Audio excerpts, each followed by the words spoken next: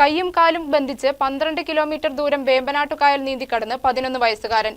Perumbavoor union bank chief manager അരവിന്ദന്റെയും ദിവ്യയുടെയും മകൻ ചെമ്പിയാനാണ് സാഹസിക നീന്തൽ നടത്തിയത്.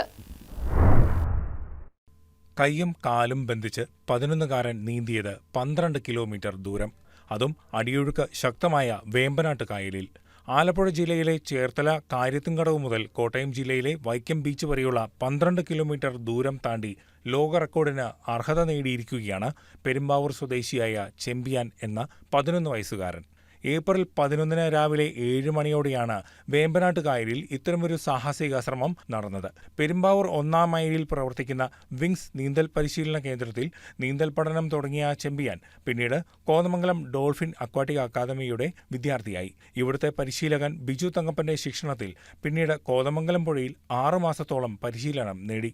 പെരുമ്പാവൂർ സരിക ഭവനിൽ യൂണിയൻ ബാങ്ക് ചീഫ് മാനേജർ അരവിന്ദിന്റെയും ദിവ്യയുടെയും മകനാണ് ലോക റെക്കോർഡിന് ഉടമയായിരിക്കുന്ന ചെമ്പിയാൻ. News desk KCV news.